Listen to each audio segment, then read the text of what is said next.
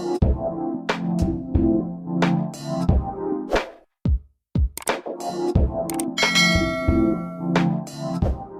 everyone, this is D, Movieman, fellow cinephile, popcorn addicts, and emerging film critic coming to you with reliable recaps, reviews, and reactions. So I am coming to you all with another trailer reaction, and today I will be reacting to the trailer for Them, which is a horror anthology series created by Little Marvin and executive produced by Lena Waithe, and starring Deborah Ayarende and Ashley Thomas.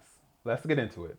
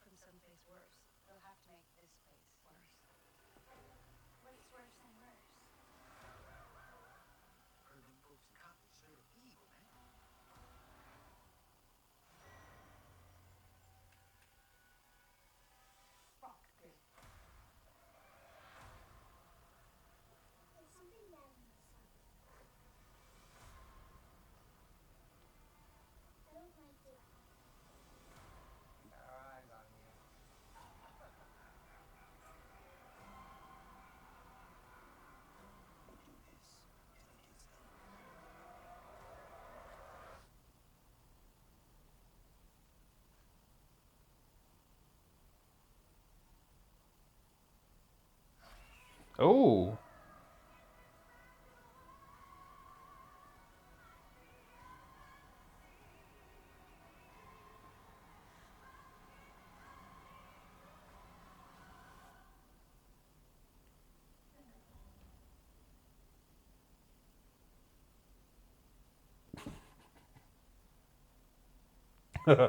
okay.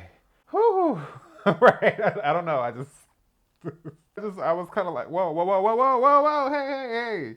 Everything just kind of went from 0 to 60 in those last few seconds. All right. let me chill out. First, let me say that I immediately recognized that that was home. Like before they even started saying the words, I was like, that is so home from The Wiz. But I digress. I love certain uses of songs, especially when it's in creepy horror style films, and you have a song that is either the contrast of that or it's flipped into sounding very creepy and very somber. So I thought that was pretty cool. I always love when they do things like that. A lot of people have said this already, but this is definitely giving Jordan Peele. It's giving Lovecraft Country. It definitely is blending horror and the supernatural with the ugliness of our past, the ugliness of our experiences as a community, with the wall, of course, that is white supremacy. Let me just say immediately that I love the cast. I love, of course, and I'm always gonna love this. I'm always going to love seeing a dark skinned black family. I don't have anything against interracial pairings. I don't have anything against fair skinned people. However, this complete domination of imagery when it comes to relationships and marriages and families, and now starting to only see one perspective, one type of skin tone, one kind of image, like I'm really kind of over that. So if nothing else, I love, much like Black Panther, I love that I am seeing these actors with these beautiful dark skin, brown skin tones. Like I'm always going to be here for that. So if nothing else, immediately I was like, gosh, these people are beautiful, especially Deborah Ayarende. I was just like, man, and I was just like, she's so mesmerizing. But I don't know, the young girls and the dad, like I just immediately I was like, yes, I'm always going to be here for that. So I definitely appreciated that off the top. I was actually already familiar with Deborah Ayarende. She played Simone in Girls Trip, and she also played Candace in Luke Cage. And I enjoyed her in both of those roles, and this is something completely different. And I love that she is the female lead in this, so I'm excited to see what she brings to that character. Now, this is my introduction to Ashley Thomas, but many of you may know him as Isaac Carter on 24, legacy, or as Jermaine on the British series Top Boy. Also excited to see what he brings to his role. And there's no way I could forget Shahadi Wright-Joseph after her breakout performance in Us as Zora and Umbre. She was so great in that film, man. It really required a lot of her as a young actress. So I love that she is now continuing her journey in the black horror genre. I'm really excited for that. And some of you may also know her as the voice of young Nala in 2019's The Lion King. Now I have to say, this does look pretty compelling. I am interested in seeing what the story really is and how things are going to progress. But I also have to say that this whole trend of black trauma in white spaces being used as entertainment, I don't know how I feel about that completely. And don't get me wrong, I totally understand the blending and the parallel and the fleshing out of horror as a genre and then the horror of our experiences in America in the past as a community. Totally get that. However, my problem with this is that we're going to have to be subjected to a lot of trauma. We're going to have to watch a lot of bad things happening to this black family. We're having to watch them get terrorized by this white community. And I don't know how long I'm going to be able to sit and just kind of be like, oh, okay. It's very triggering. And I kind of question the perspective of that. Maybe there's more to it and I will leave room for that. But I hope that as we continue to go down this path of exploring the black horror genre, that we can get beyond the lens of black horror as black trauma, especially black trauma perpetrated by white people. Like, I get it, but I don't want to see that anymore. Like, I just, okay, like, we've done it. Now, what else?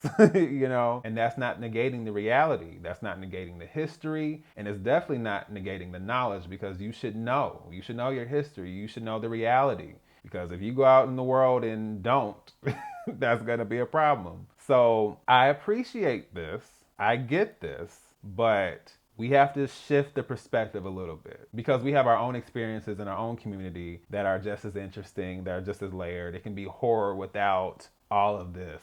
I don't want to see hanging dolls. I don't want to see a black family getting terrorized. Okay, so it makes it difficult, because I am partly drawn to it because I love horror and I love black people in horror, but I'm just very iffy on how I'm going to feel watching this, because I don't want to just feel like I'm being drained and terrorized every time I watch an episode of this. So I will give it the benefit of the doubt. I'm a little hesitant, but I will definitely support. And I hope that as we continue on, as I said, that we can just continue to open this up. You know, witches, vampires, ghosts, suspense, thriller. Like, there are so many directions you can go in with horror and the black community. You know, us as black people, or, you know, it could be anything. I think Bad Hair, you know, we were trying to get somewhere with that. It wasn't quite what it needed to be, but even that is something different. It's not just centered around one perspective. So I just hope we can continue to open that up, because even for me as a kid, it was so important for me to watch films like Vampire in Brooklyn and Tales in the Hood. And I know, you know, we can pick apart whatever, but to me, those are very important. Hey, we still exist in these spaces too. There are scary, creepy things that can happen. You know, there are vampires. There are all kinds of things that we can encounter and experience. And it doesn't have anything to do with necessarily the lens of white people. I mean, with Tales in the Hood, you've got some of that. But I'm just saying, like, there was also aspects of that film that wasn't just about